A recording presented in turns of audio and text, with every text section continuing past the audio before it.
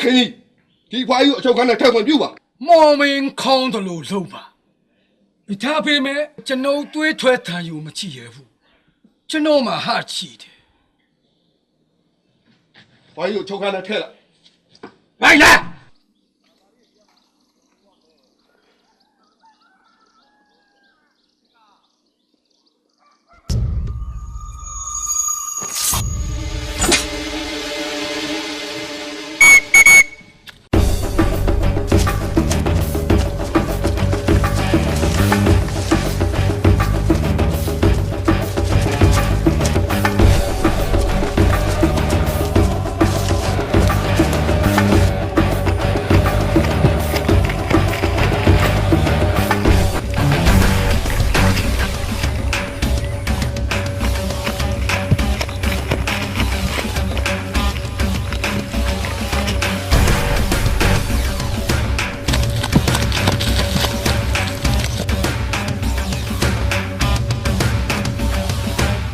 ခမရဘိုးချုံးမလား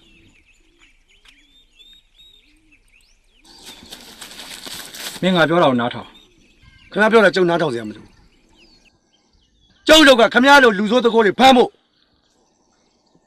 ငါမင်းထင်တယ်လို့လူဆိုးတကိုးမဟုတ်ဘူးတောင်လူလေသမားခေါင်းဆောင်ဆရာဆန်ရဲ့တပည့်ဘိုးကြားရဲ့လက်အောက်ကဂလုံတက်ဖို့ငါအုပ်ချွန်းဆရာဆန်ဂလုံတက်သားလားဟုတ်တယ်မင်းတို့မင်းမလို့မင်းမရစိတ်နဲ့ဖမ်းသွားတဲ့ငါအမေကိုပြန်လွတ်ပေးပါလို့ပြောချင်လို့ငါဒီကိုခေါ်လာအေးငါအမေကိုပြန်လွတ်ပေးရင်ငါအဖမ်းခံမယ်ခမရဘက်ကတော့ခမရမင်းလို့မဟုတ်ဘူးပူစရာလည်းမလိုငါတို့တိုင်းပြည်မှာရှိတဲ့တောင်လူလယ်မားတိုင်းဟာနောက်ဆိုရင်ဂလုံတပ်သားတွေဖြစ်တော့ဂလုံတပ်သားတိုင်းဟာကိုယ့်လေအတွက်ကိုယ့်မြေအတွက်ကိုယ့်တိုင်းပြည်အတွက်အသက်စွန့်ပြီးတိုက်ပွဲဝင်သွားကြမှာ